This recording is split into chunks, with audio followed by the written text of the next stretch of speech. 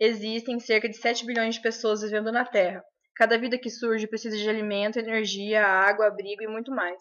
Hoje vivemos em uma era na qual a maior ameaça para o bem-estar humano, para as outras espécies e para a Terra como a conhecemos pode ser nós mesmos. A questão do tamanho populacional é sempre polêmica, porque envolve as decisões mais pessoais que tomamos, e quanto mais nós a ignoramos, pior para nós. Não existe a menor dúvida de que a população continuará a crescer. A única dúvida é em que proporção. Mais de 1 milhão de pessoas no planeta já enfrentam uma falta de água potável, limpa e segura, e nós sabemos que as coisas ficarão mais difíceis quanto mais a população crescer. Precisamos dobrar a quantidade de alimentos disponíveis para nós o mais rápido possível. Dizemos que há uma superpopulação de determinada espécie quando o número de indivíduos, por algum motivo, aumenta de maneira a causar um desequilíbrio no ecossistema, podendo prejudicar inclusive a sobrevivência de outras espécies.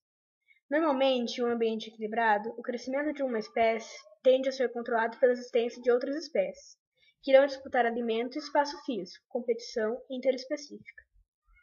E no caso de superpopulação, o controle será feito através da competição entre seios da mesma espécie, competição intraespecífica, onde os indivíduos poderão competir inclusive por parceiros para a reprodução.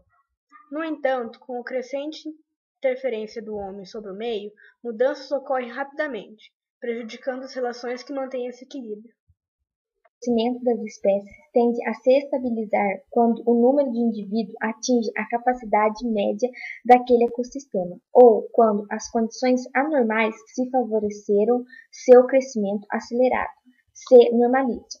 Mas, na maioria das vezes, é preciso tomar providências para impedir suas proliferações, como o uso de animais predadores.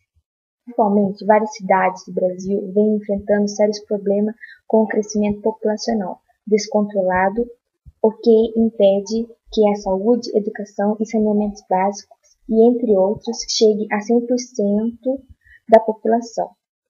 Isto leva a outro problema, como a pobreza generalizada, a qual leva a um índice de violência maior, o que impede que grandes partes dos jovens tenham acesso ao estudo, agravando ainda mais a situação, formando um ciclo vicioso. Este crescimento populacional extraordinário não se deu somente pelo aumento de nascimentos, mas também pelo prolongamento significativo da longevidade, consequência dos avanços da medicina e da farmacologia.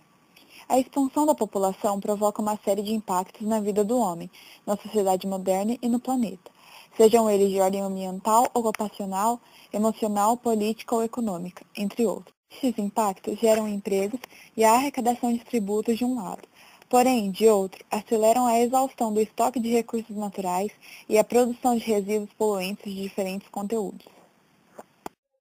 Ainda que ocorra decréscimo populacional no planeta e, consequentemente, envelhecimento da população, deverá ser considerada a intensificação do uso dos estoques de recursos naturais, bem como a crescente poluição, já que a economia de mercado estimula o consumo.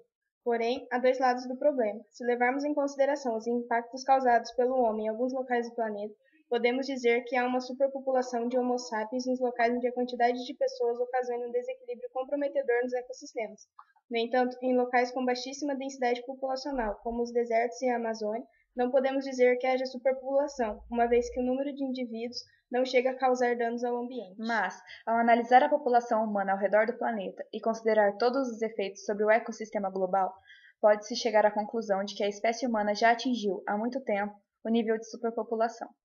O sinal de alerta já está acionado.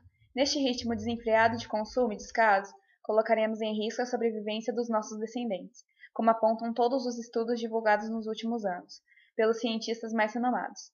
A dúvida é, apenas, quando entraremos em colapso permanente. Recursos naturais são finitos, e muitos países já importam água potável. A produção de alimentos será o maior dos desafios, além de energia, combustível e remédios. Se já sofremos as consequências dos nossos atos, o que mais esperamos para agir? Por que continuamos a viver exatamente como vivemos nos últimos 100 anos? O que poderia ser feito de diferente?